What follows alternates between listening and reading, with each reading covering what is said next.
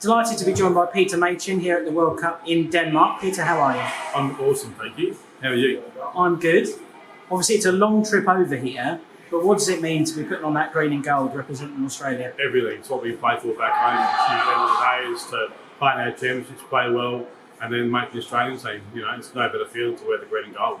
And what's been your experience of Denmark so far through the first 3 days of the tournament? It's tough. The countries are getting better and better and better, so we have to get better ourselves to compete and win. Yeah.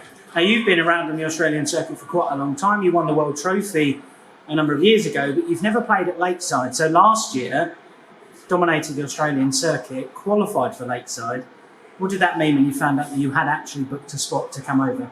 Oh, I was over the moon. I've not really set myself any goals to play Lakeside.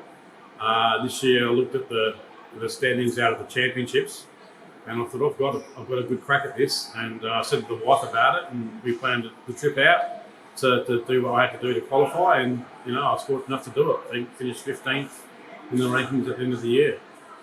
Now, people are going to see you at Lakeside in December playing, representing Australia, but we want to know how you got into darts in the first place. So where did it all begin for you? For me, it was my father. He was in the very first state side of South Australia. My grandfather was actually the men's captain for that team. So people say that I've come out the womb with a set of darts in my hands. And so it was your family that got you into the Yeah. sport. Kind of, what was the first real big breakthrough moment, do you think, for yourself? I've played juniors. I made the Australian singles final and the Pacific Masters final as a junior player.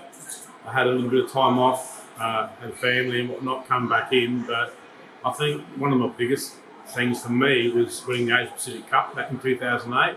It showed me myself that I could play internationally and I could win. Then me and my wife won the Australian mixed doubles. That was an amazing feeling to play with my wife.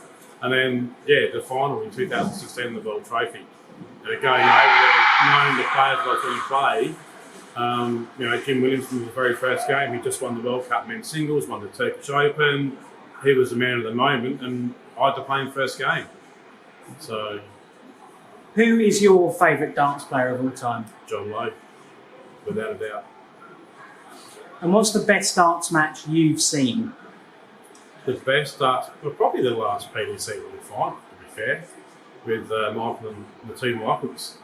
It's just amazing darts, like it really was. Yeah. So, and what's your favourite Lakeside memory? Making the final. Going through making that final. Playing players like Tony O'Shea, Scott Waits, Jim Williams. It was just a phenomenal feeling. I never thought that I was going to win the matches. I was spending with an open mind and did what I had to do to win. And especially against Scott. Scott started so tough on me. Unfortunately, he missed doubles and I hit. And just playing those guys, being on stage.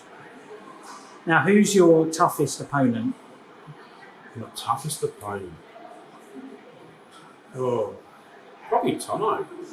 Back home. You've really got to knuckle down and focus to win. Between him and Ray. Ray's another one. I've only beaten Ray a handful of times, and fortunately for me, it's been in finals. But those two boys, odds on, they're so hard to play.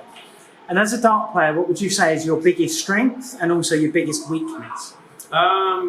Mindset is my biggest strength and my focus. My weakness, practice. I don't train enough these days like I should do. I put a little bit in towards come here, and I'm going to obviously practice it, leading into the World Championships and stuff. But this day and age with work and family, it's just practice. If you were going to go out for a meal, what would you want as your ideal meal? My ideal meal? Oh, I do love a good palmy.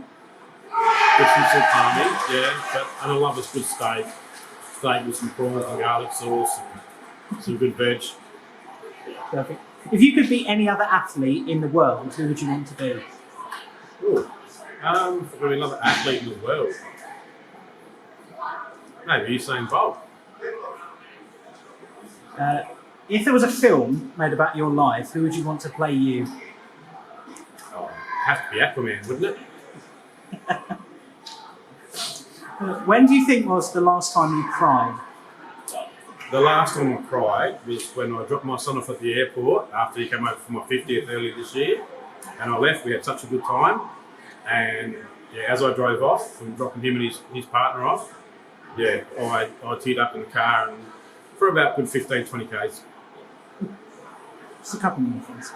What's the best advice you've received while playing darts? Just get in there and throw 'em. Don't think, just do. A lot of people think, oh, I've got to do this, I've got to do that. You don't have to think about it. Just get in there and do it. Have a go. No, the more you think about it, the harder you make it for yourself. So get in and do. Yeah. Now, you're one of several Australians that will be coming over for the World Championships this year. Is it a big benefit to you that they're going to be yourself, Ray, Kim, potentially Danny Porter as well? Oh, definitely. Like, we all travel back home together. Daddy, myself, Kim, and Trent, Kim's partner. So, to have everyone else there as well, it's awesome. We all get in and support one another and watch each other. So it's great. And going into Lakeside this year, what's the goal for Peter Mason? Just to go up and play well, play my game. That's all I want to do. I don't have I want to do well.